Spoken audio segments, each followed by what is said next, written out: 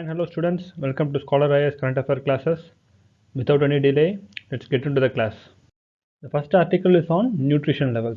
Students, if you had observed, we have been coming across many articles that are related to this nutrition level.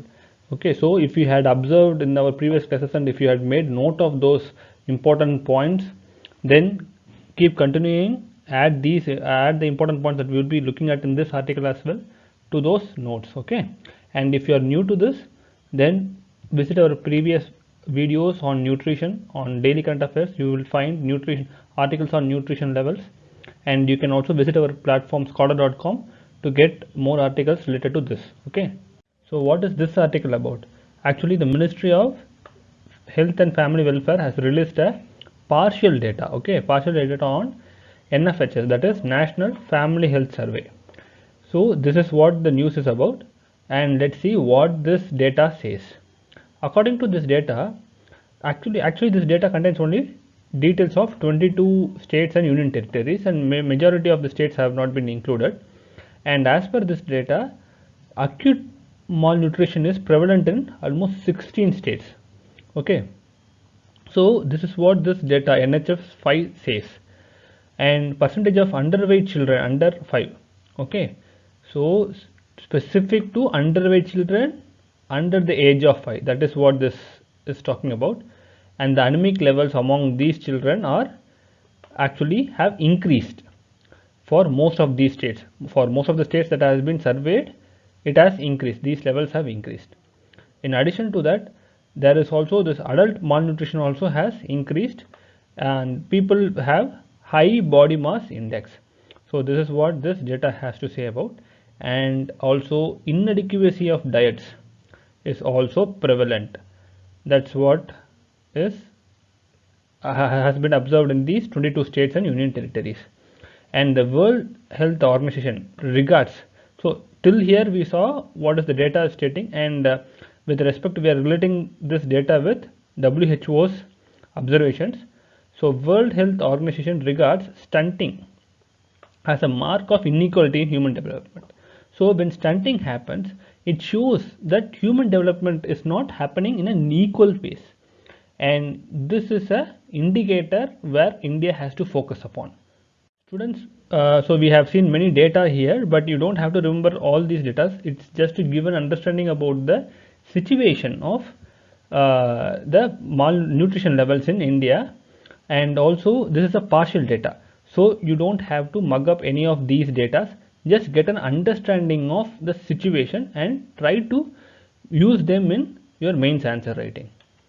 One important initiative of the government that we have to look at when we discuss about nutrition levels is Poshan Abhiyan. So Poshan Abhiyan was launched by Government of India to improve the nutritional outcomes, and this has actually helped in achieving a moderate reduction in childhood stunting. So we saw World Health Organization regards stunting as an aspect of mark of inequality in human development, but this Poshan Abhiyan has actually reduced to some extent. Okay, not totally, but to a moderate level it has reduced childhood stunting, and it also has showed improvements in determinants of malnutrition. So not always it's not directly linked to nutrition levels, rise in nutrition levels, but it actually determines malnutrition. So those factors are access to sanitation, clean cooking fuels, and women's status. So the Poshan Abhiyan has actually showed improvements in these factors. And when we discuss about the women's status, it can be observed in the way the spousal violence has reduced, and the access women have got to credit, bank credit, formal credit. So these things have actually improved because of Poshan Abhiyan. But despite these positives, the policy response in terms of budgetary allocation has not been that good, because only 32% of the funds that have been allocated for this initiative has been used. So out of whatever fund it was allocated, only 32% has been used. Also, in due to this COVID, there is slowdown in economic growth. We know this, and this has led to reduction in real wages as well as the increase the unemployment levels. So what would happen? This would actually affect the consumption of poor and vulnerable households, as well as push them into food insecurity. So these factors have actually made the initiative, Poshan Abhiyan initiative, not that successful as it was expected to be. So all this being said, where should the emphasis be then? What should the government do? So one thing is through direct interventions. So through direct interventions, the nutrition levels can be increased. And what sort of direct intervention we are talking about, discussing about? It is about providing supplementary nutrition.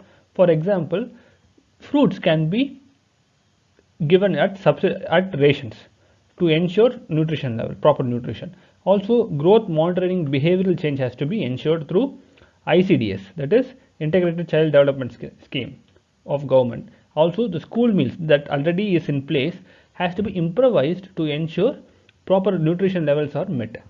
So, in addition to this, there has to be the supply chain linkage between the agriculture and nutrition has to be ensured, because whatever is produced on the field has to go to the plate, and if that doesn't happen, then there is no point of ensuring food security. Okay, and in addition to this, employment centered growth strategy is required that includes universal provision of basic services. Okay, so when we discuss about basic services, we talk about education, health, food and social security.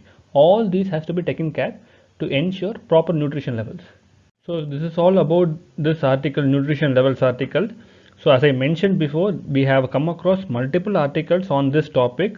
So by now you would have got multiple dimensions around this topic itself. So make a note of it, have it or in an organized manner, and revise it before going for the mains exam and use it in your mains answer. It would make your answer better than others. So ensure you make a note of all these points. So the second article is about Digital Bharat. So students, this is an important article for your prelims exam because it talks about the new scheme called PM Vani. PM Vani is nothing but Pradhan Mantri Wi-Fi Access Network Interface. Make a note of the scheme. It can be asked in your prelims exam. Okay. And what is the objective of the scheme? It aims to provide public Wi-Fi, okay, throughout the country. Okay. And how does the plan to provide it? It would be provided through PDOs, that is public data officers, and public data office aggregators. So through these two setups, it tries to ensure public Wi-Fi throughout the country. Now let's try to see the structure of the scheme in detail. Okay, so the PDOs, that is the public data officers, what they would do, they would actually provide the internet infrastructure and act as a revenue generating source. And who these PDOs can be? They can be any individual or a company. Okay, any of the individual or company can act as a PDO and they can provide the internet infrastructure. And what will be the role of PDOs? That is the public data office aggregators. They would actually aggregate to buy bandwidth from internet service providers and telecom companies, and by buying from them, they will sell it to the PDOs itself. So these are the roles. And finally, the application provider facilitates the user to discover and access Wi-Fi hotspots. This is how the whole structure of the scheme is planned.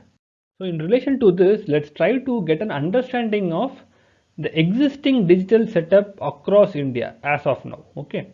So this project, this is PM Vani, would actually help to bridge the increasing digital divide that is present in India between urban and rural areas. Students, so we know because urban areas have access to better infrastructure and rural areas are not having it, there is a digital divide that is increasing.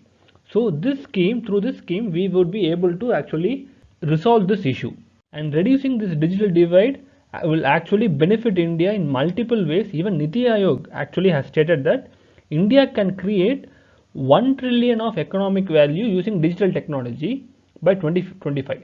So when digital divide is reduced and the potential of rural areas is also tapped, we would be able to achieve this target of $1 trillion. And also, as per Troy data, as of now, only 54% of India's population has access to internet. And even in that, as per NSSSO, so that is National Statistical Survey Organization, only 20% of the population has the ability to use them. So even though 54% of the population have access to the internet as per Troy, only 20% of them have the ability to use them actually.